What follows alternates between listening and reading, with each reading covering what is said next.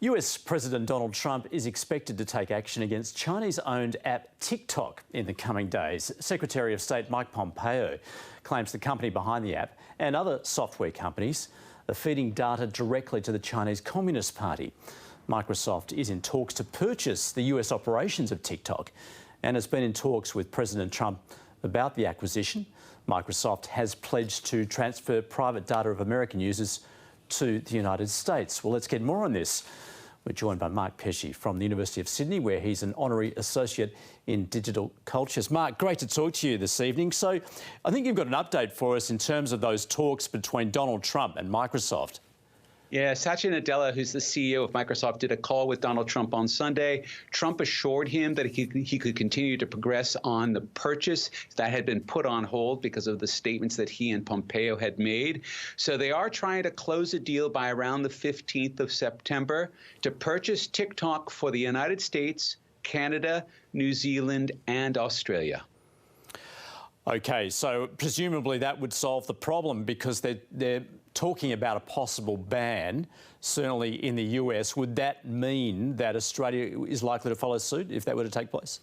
This is definitely starting to take on a geopolitical implication, whether it's a security threat or they're just seeing it as a way of stopping Chinese influence. It's hard to sort of make out everyone's motivations here because they're kind of shifting. No one's actually been able to point everything. There's a lot of suspicion going on. But it's clear that the best way for all parties to be able to solve this is to basically move it to an American company, which will domicile the data in America and in Australia and in Canada, so that that information doesn't end up even connected to a company that is Chinese-owned, as TikTok is. Mark, I'm going to ask you the question I asked my kids. Why is TikTok so popular? Well, it's a really nice medium for young people to be able to perform and share their performances with one another. So, it's been explained that folks like us who already have social standing don't really need to rehearse stuff in public to get social credit from other people. But young people, when they're starting out, can impress one another. They can get social credit. They can get social standing. So this is basically a way of making your bones as a kid, is to perform on TikTok. Yeah, now critics say that this app harvests huge amount of data, which is owned by the company ByteDance, which is a Chinese company, and that may be forced to share that information with the Chinese government. Yeah.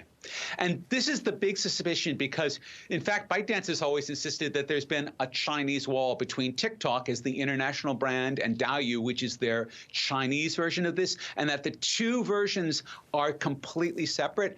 But we do know, because of the way that Chinese internet companies have to work by law, they have to share any data they have with the Chinese government. What we've never been able to prove one way or another is how much data is actually in China gathered from the TikTok app. We know that the TikTok app gains a huge amount of data. It is sucking your data all of the time you're using it, and also sucking all sorts of other data about your phone while you're using it. OK, so how real are those issues over privacy and security? Because the Australian government has asked intelligence agencies here to take a look at that issue.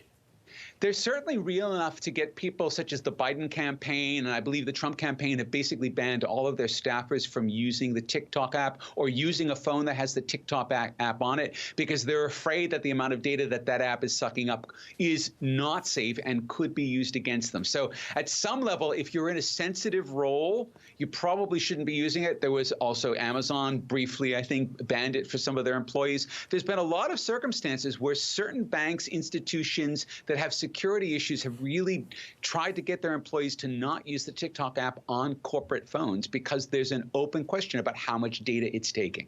Mark, do you think all Chinese software is at risk of being banned in countries such as Australia and the US? It's not just TikTok, it's also WeChat, which is used by a couple of million users in Australia, I believe. And of course, this comes after the effectively banning Huawei from the 5G networks. happening in India. India banned about 55 different apps. I think they're now going to be banning around 800 different, again, Chinese apps. And they're seeing this as a way to be able to combat Chinese influence in their culture. And so in some sense, this is a new front on this unfolding, very slow speed trade war, cyber war, war of words between China and the Western bloc. And some of this war is now going to be fought with apps because everyone is walking around with a smartphone. Mark, great to talk to you. Mark Pesci, thanks for joining us.